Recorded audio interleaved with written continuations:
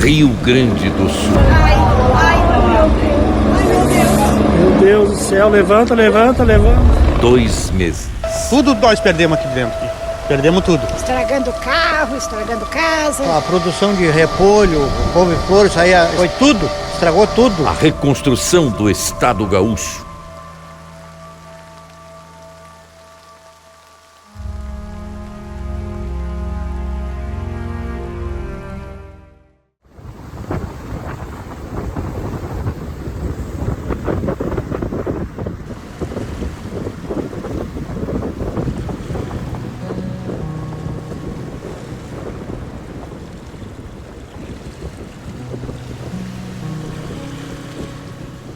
O Rio Grande do Sul foi atingido, pelo maior desastre climático que o Brasil sofreu ao longo da sua história.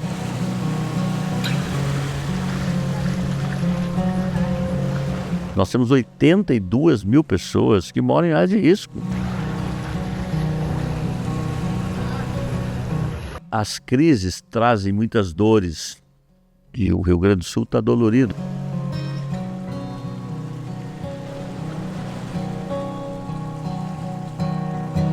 O sistema mostrou, falhas na sua concepção. Tá tudo trancado por causa das enchentes, água, a estrada ruim, né? Informação de momento, trabalho interrompido por parte dos voluntários por conta da chuva.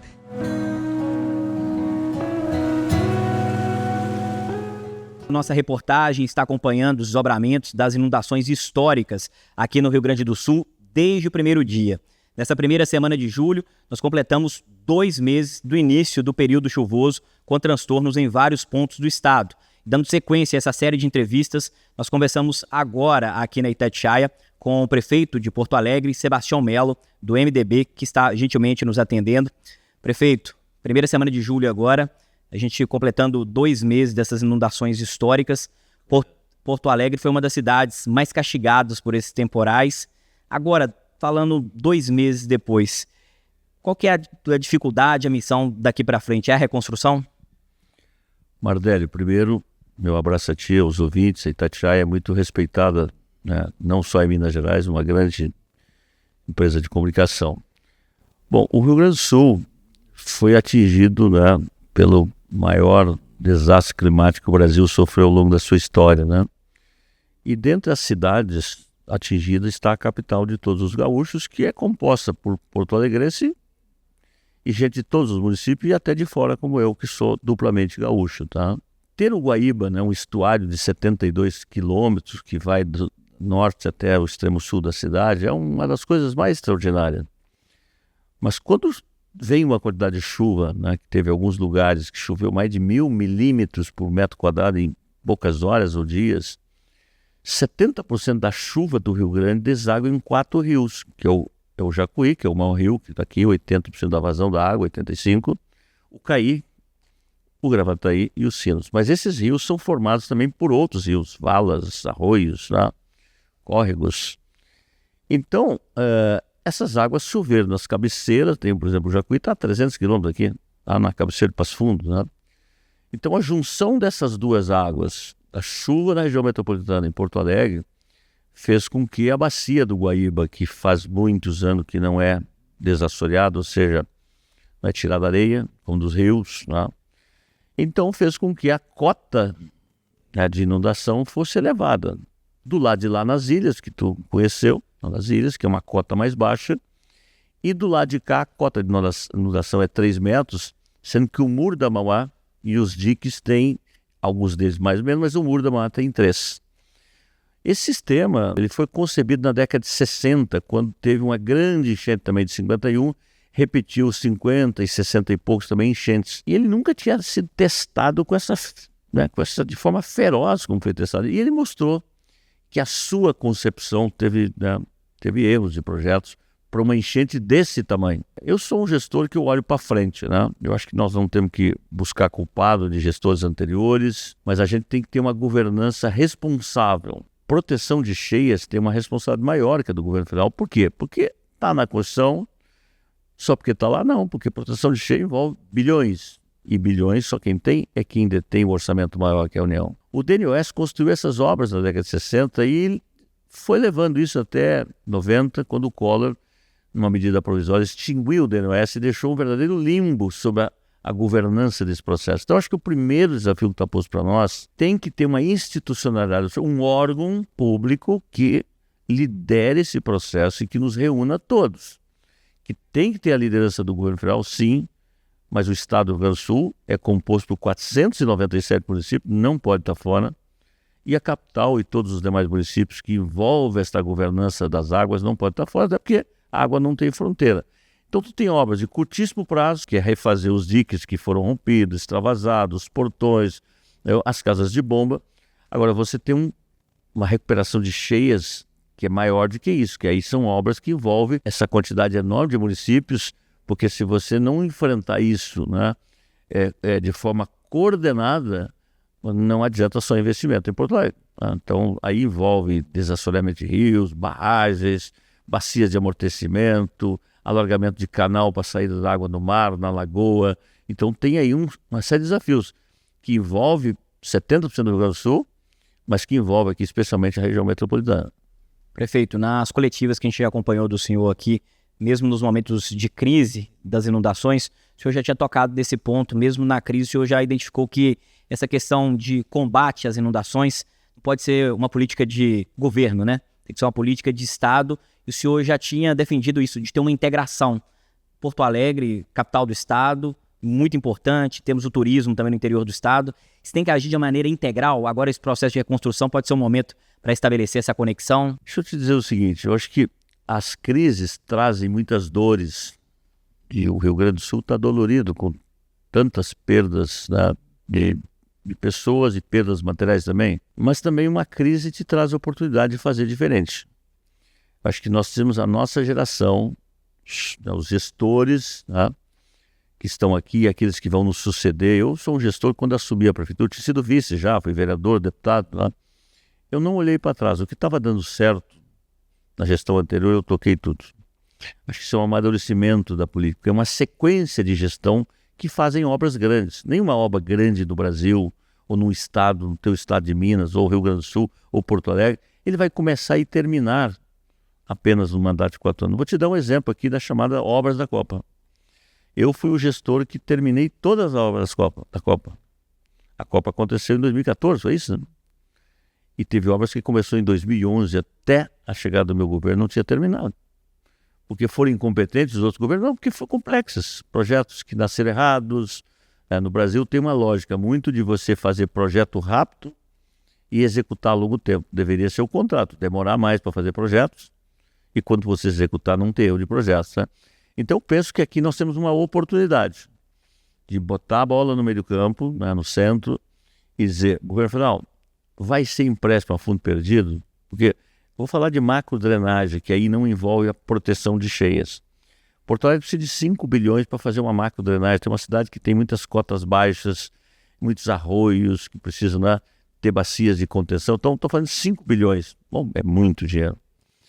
E, evidentemente, a proteção de cheia é um pouco mais do que isso. Ou seja, então, você leva isso para todo o Rio Grande do Sul. Então, se não tiver fundos internacionais, se não tiver fundo perdido, se não tiver orçamentário dos próprios municípios, olha, cada um tem que aportar um valor.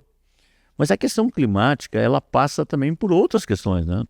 Por exemplo, nós temos um sistema hoje, digamos assim, de prevenção muito frágil no Rio Grande do Sul. Mas muito frágil, né? Agora está chegando o primeiro radar aqui do Rio Grande do Sul. Está chegando agora, né?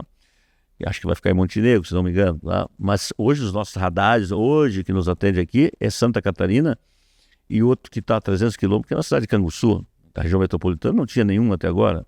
Então diz assim, ó, vai chover nas próximas 24 horas de 60 milímetros a 100 milímetros. Mas você não sabe se é às 10 da noite, se é 1 da manhã, se é às 3. E também, como não tem radar, tu não localiza onde a chuva vai cair. Então tu tem que ter prevenção, tu tem que ter adaptação das cidades. A questão climática no mundo ela é problemática.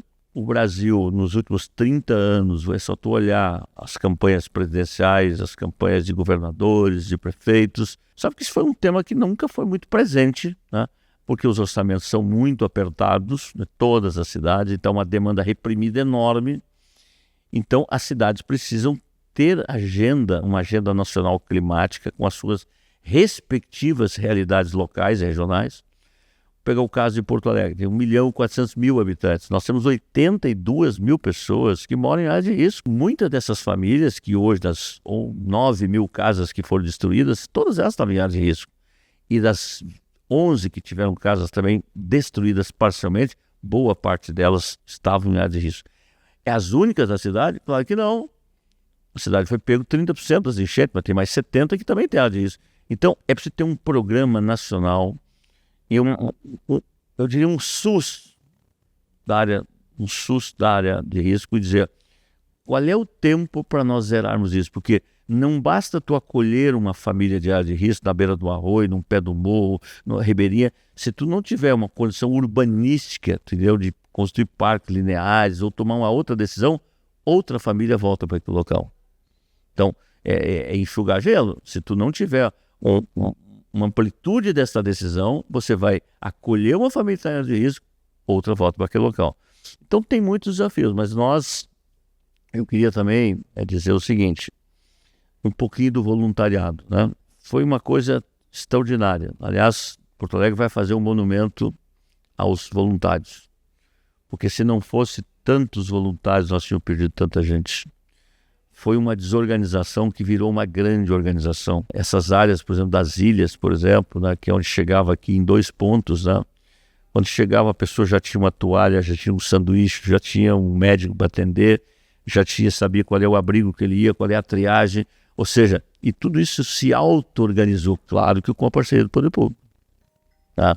Eu não gosto desse discurso que é só o povo pelo povo, ou não tem poder público. Não, tem poder público, todo um abrigo, estava lá um segurança, estava lá alguém levando comida, estava lá alguém levando colchão. Agora, se não fosse o voluntariado, então eu queria registrar aqui a nossa gratidão eterna especialmente aqueles que são os anônimos que salvaram tantas vidas no Rio Grande do Sul e na nossa cidade. Nós temos 5 perdas de vida até agora em Porto Alegre, uma cidade que tem 1.400.000.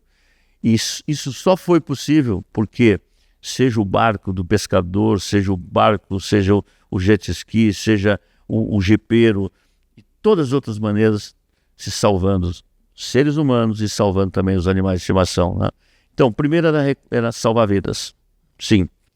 Agora reconstruir vidas, e reconstruir família, reconstruir urbanismo, reconstruir casas que foram destruídas, então, e reconstruir a cidade de uma forma diferente, ou seja, também não adianta nós reconstruirmos essas áreas que foram todas destruídas, permitirem que elas continuem do jeito que elas, né, estavam antes. Então, tem um desafio gigantesco. Eu entreguei um documento ao presidente Lula, que aporta aí 12 bilhões e muitos outros para vários temas da cidade, e que o orçamento da Prefeitura de Porto Alegre é 11 bilhões e meio para este ano em curso agora, sendo em curso. Tá? Então, veja, não tem como você recuperar a cidade sem um Pronamp pesado para recuperação econômica, microcrédito, médio crédito, grande empresa, porque no Covid as empresas deixaram de faturar, foi grave, mas agora, além de deixar de faturar, as empresas perderam todo o seu estoque nessas áreas atingidas. Então, e você tem uma crise perfeita econômica, porque você diminui a arrecadação, porque o ISS cai, o IPTU você não pode cobrar das áreas atingidas, a conta d'água a mesma coisa, a taxa de lixo a mesma coisa, o ICMS, que também parte vem para os municípios, diminui, então você diminui a arrecadação, e já diminuiu nesses 2 meses muito da arrecadação, muito, e você tem, só a limpeza da cidade custou mais de 100 milhões. Então, veja, e eu queria falar um outro item, mas é o seguinte, aeroporto Salgado Filho. Porto Salgado Filho é um aeroporto bem localizado, está a 5 minutos do centro de Porto Alegre. Ele passou pelo processo de concessão ainda, acho que no governo Temer, tá? Não foi no atual governo, tá? E depois ele se reformou, ele estendeu pista, ele fez novos terminais. É um aeroporto muito, né, moderno, e ele conecta com o mundo, conecta com voos internacionais, com voos domésticos, muita importação, muita exportação. E eu estou vendo uma falsa discussão nesse momento entre o governo federal e o operador, que é a Fraport. Gente, eu tenho para mim que a parceria está no DNA de uma boa gestão. E se o equipamento é público ou privado ou misto, para mim tem que funcionar. E a Fraport é uma boa operadora.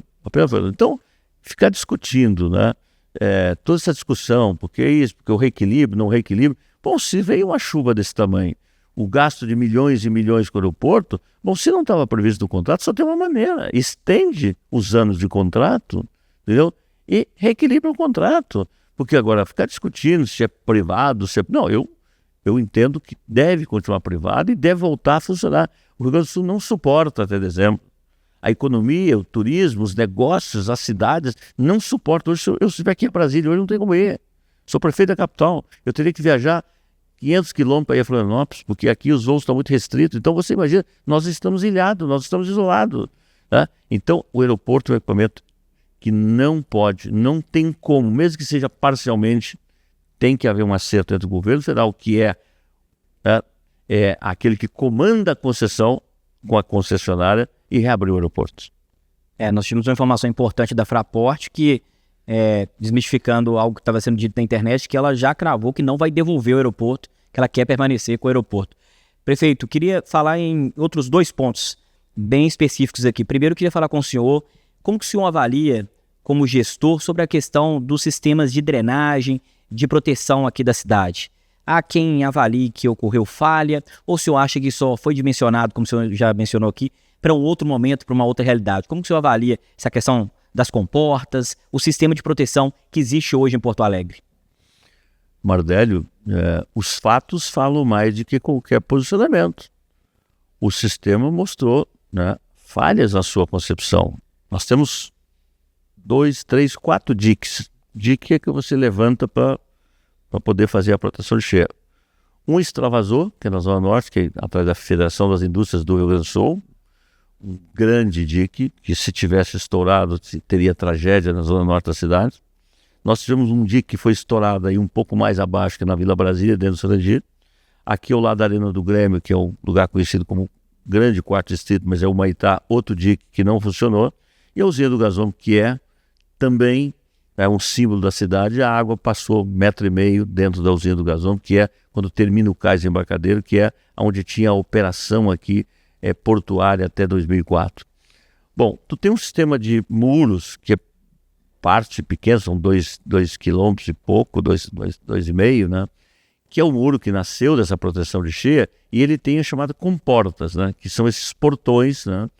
Então, alguns desses portões, especialmente ali na boca do Jacuí, que é o rio mais veloz, a quantidade de água, ele estourou. Esse é um portão que era usado inclusive pelo Transurb, que inclusive agora a gente conversou, eles não vão mais usar ali, nós vamos talvez fazer muro ali, talvez um muro, mas se for uma comporta muito mais reforçada. Então, o sistema mostrou, sim. Bom, aí não quer chegar às casas de bombas, né? Porque isso é uma discussão que no calor da discussão há muitas distorções dos fatos, né? As casas de bombas, digamos assim, da chuva pluvial, ele foi concebido para tirar a água da chuva de dentro da cidade para o Guaíba. E o que aconteceu é que quando o sistema falhou, a água adentrou a cidade de Porto Alegre e ela foi levando tudo, foi entrando em casa, foi entrando em empresa, foi entrando em rua, foi entrando na avenida e entrou também nas casas de bomba, que ela tem lá uma altura de 4 metros, e a casa de bomba tem lá um quadro elétrico, esse quadro elétrico liga o motor e o motor liga a bomba que leva a água para o escoamento. Então, há uma confusão. Bom, foram as casas de bomba a razão do alagamento? Não. A razão do alagamento foi o não funcionamento das falhas de produção. Porque se tivesse funcionado, a chuva tinha caído em Porto Alegre, as bombas estavam funcionando, a gente teria, com certeza, combatido o alagamento, como combater muitas vezes, num sistema que tem falhas. Eu sou o 15º prefeito desta leva da concepção. Então eu não vou, ficar olhando para trás, o prefeito deixou de fazer isso, deixou de fazer aquilo. Eu sei o que nós estamos fazendo. O que nós estamos fazendo é que nós estamos investindo muito em drenagem urbana, muito na proteção, na questão da conservação das casas, só que são motores de 30, 40, 50 anos atrás, todos eles precisam de mudar. E uma casa de bomba nova é 30 milhões. Então, as pessoas dizem, mas então tu pega todo o orçamento da prefeitura. Não é assim, desse jeito. Então, aconteceu, podia ter sido num outro mandato, de outro agora. Cada um de nós, eu sempre acho que tem que fazer autocrítica. Eu acho que o político, o gestor que não faz autocrítica, ele não é um bom gestor. Então, acho que nós fizemos a nossa parte durante esse processo, antes de chegar cheia, ela chegou. Agora eu quero olhar para frente. Eu tenho poucos meses de mandato pela frente, né? Mas tenho dormido pouco, a minha casa também foi atingida, a nossa casa foi atingida também, mas isso é uma questão menor, a cidade é maior do que isso. Então nós temos que recuperar a cidade. Porto Alegre, né? Eu acho que o traço do gaúcho é ser uma pessoa forte, resiliente. E o Brasil, o mundo passou pelo Covid, a gente quando assumi a cidade estava fechada, perdemos amigos, parentes que nem no enterro podíamos ir, né? Naquele momento. A cidade se recuperou muito, estava vendo um grande momento nesse momento, especialmente o bairro do Quarto Distrito, inovação na veia, cervejaria, gastronomia, a cidade tendo um bom momento em geral, mas nesse bairro atingido, no centro histórico também, com grande recuperação. Então só um caminho agora, a gente tem que recuperar o PIB do Rio Grande do Sul. Hoje, no ano de 2023, o PIB do Rio Grande do Sul, do Brasil, 6% é composto pelo PIB do Rio Grande do Sul. E se nós não agirmos rapidamente, nós vamos perder muito na economia brasileira. Quando tu perde a economia, tu perde emprego, tu perde renda, a pobreza aumenta, a miséria aumenta. E por fim eu queria dizer o seguinte, todos os estados contribuíram com o Brasil, né? A Federação Brasileira é composta de 26 estados, Distrito Federal. Mas o Rio Grande do Sul, se hoje o Brasil tem um agronegócio do tamanho que tem, deve a muita gente, mas o precursor disso, né? Os desbravadores disso foram os gaúchos de 30, 40, 50, 60, 70 anos atrás, que foram o Brasil afora abrir a maior fronteira agrícola que o Brasil tem, né? Então, segundo, o Getúlio, de tantos presidentes que o Brasil teve, né, Minas teve vários, São Paulo teve vários, o Rio Grande do Sul teve vários presidentes, mas o Getúlio foi aquele visionário que transformou o Brasil rural e urbano. Então, eu aqui falando especialmente para os meus vizinhos mineiros, porque eu nasci em Goiás, sou filho de Goiás, nasci lá, mas estou aqui desde 1978, 46 anos nessa terra, então adotei Porto Alegre me adotou, tá? E tanto me adotou que sou prefeito da cidade. Dizer o seguinte, acho que os brasileiros hoje são todos gaúchos, e é disso que eu quero, né, terminar aqui a minha fala, agradecendo muito as contribuições que têm chegado de todos os cantos, e dizer que a gente precisa sim de ajuda. Quando um processo federativo, um membro da federação atingido, o primeiro papel do processo federativo é dizer o seguinte, vamos socorrer o nosso irmão, tá? Então, não interessa o presidente que está, não interessa a Câmara Federal que esteja composta, o Senado da República, mas na tragédia não basta anunciar dinheiro, tem que chegar dinheiro na hora certa, no lugar certo, com rapidez, né? E é o que nós aqui esperamos, né? Porque não se trata de uma reivindicação pessoal, né? Nós, os municípios, sabemos os nossos limites. Se nós não tiver compensação de receita, não tiver pronome pesado, não tiver dinheiro para infraestrutura, não tem como recuperar o Rio Grande tão rapidamente. Então, é isso. Estamos aqui, como diria, né, com dores, mas também com muita esperança. Acho que o verbo esperançar, no momento desse, ele tem que ser cantado a todos os cantos, porque sem esperança não há futuro. Prefeito, para a gente encerrar aqui um último ponto, o senhor falou de PIB, queria falar de infraestrutura com o senhor, que boa parte do PIB do Rio Grande do Sul passa pelas estradas, pela infraestrutura, pelo agronegócio, e isso tem uma relação direta com o futuro. A gente, aqui em Porto Alegre, identificou Porto Alegre ficou ilhada em vários pontos durante a crise, o interior também. Agora, essas obras, é possível fazer uma integração aí também para investir nas estradas? E essa questão da política ambiental, na hora de construir uma estrada, também tem que ser levada em conta para que problemas não se repitam? Deixa eu dizer assim, eu vou me ater muito aqui à questão municipal, podia falar do Rio Grande, mas eu falo de Porto Alegre. Nós tivemos muitos equipamentos públicos de educação, de saúde, de CREAS, de CRAS, de escolas parcerizadas. Nós temos dezenas de praças e praças e praças totalmente destruídas, 1.100 quilômetros de rede totalmente destruída, tem asfalto, entupimento de rede. Então tem um investimento pesado aí na infraestrutura da cidade. Nós lançamos uma plataforma nos primeiros 20 dias do processo e já tem algumas...